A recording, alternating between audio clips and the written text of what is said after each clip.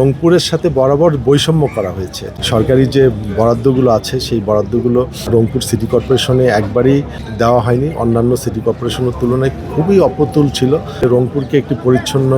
সবুজ এবং আধুনিক একটি নগরীতে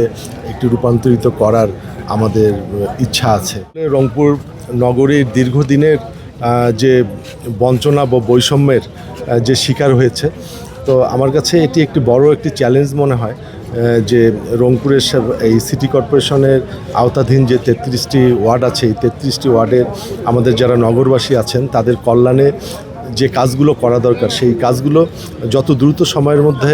আমি করতে পারবো তত বেশি আমি স্বস্তি অনুভব করব। তো কেবল আমি গতকাল এই দায়িত্বটি পেয়েছি, তো আপনারা সকলে আমার জন্য দোয়া করবেন। আমি নগরবাসীর কাছে দোয়া প্রার্থনা করছি তারা যেন আমাকে সহযোগিতা করে এবং দোয়া করে। তাদের সহযোগিতা এবং দোয়া নিয়ে আমি রংপুর নগরকে একটি সবুজ, পরিচ্ছন্ন এবং আধুনিক নগরীতে পরিণত করার স্বপ্ন দেখি। আমাদের বিএনপির যে সম্মানিত চেয়ারম্যান এবং মাননীয় প্রধানমন্ত্রী জনাব তারেক রহমান, উনি অত্যন্ত সততার সাথে এবং অত্যন্ত সুন্দরভাবে দেশ পরিচালনা করছেন এবং প্রত্যেকটি জায়গাতে উনি জবাবদিহিতা একটি ব্যবস্থা রেখেছেন এবং তিনি দুর্নীতিমুক্ত দেশ গড়ার জন্য যে কাজগুলো বা যে পদক্ষেপগুলো নেওয়া দরকার সেই পদক্ষেপগুলো ইতিমধ্যে অনেকগুলো পদক্ষেপ উনি গ্রহণ করেছেন এবং আমরা আশা করছি উনি গত পরশুদিন একটা কথা বলেছেন যে আমরা যে ভোট দিয়েছি সেই ভোট দিতে গিয়ে যে নখে যে কালিটি দেওয়া হয়, অমোচনীয় কালি, সেই অমোচনীয় কালিটি মুছে যাওয়ার আগেই যে প্রতিশ্রুতিগুলো দিয়েছিল, প্রত্যেকটি প্রতিশ্রুতি কিন্তু আমরা দৃশ্যমান দেখছি যে বাস্তবায়নের লক্ষ্যে এগিয়ে যাচ্ছে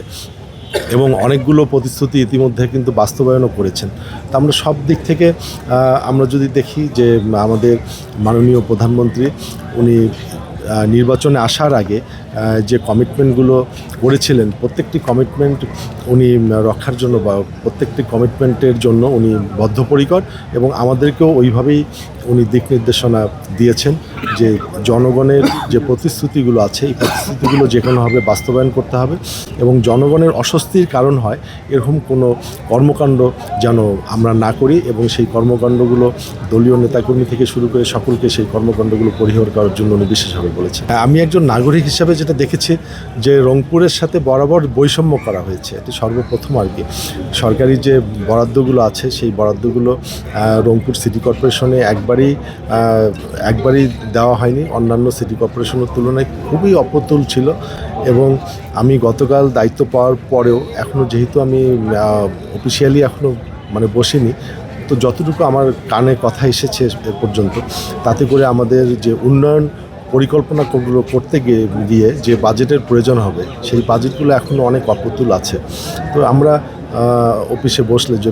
সিটি কর্পোরেশনে আমরা যখন আগামীকাল থেকে হয়তো আমি যখন বসার পরে আরও বিস্তারিত আপনাদেরকে বলতে পারবো। তবে আমরা যেটা আশা করি যে রংপুরকে একটি পরিচ্ছন্ন, সবুজ এবং আধুনিক একটি নগরীতে রূপান্তরিত করার আমাদের ইচ্ছা আছে এবং আমরা রংপুরে গিয়ে রংপুরের সিটি কর্পোরেশনের নগরবাসীর প্রত্যেকের সুধী সমাজ থেকে শুরু করে প্রত্যেকটি শ্রেণী পেশার মানুষের সাথে আমরা কথা বলে প্রত্যেকের যে প্রত্যাশার জায়গাগুলো আছে সেই প্রত্যাশার জায়গাগুলো আমরা আগে নিরূপণ করে তারপরে তাদের প্রত্যাশা অনুযায়ী আমরা কাজগুলো পর্যায়ক্রমে আমরা করব।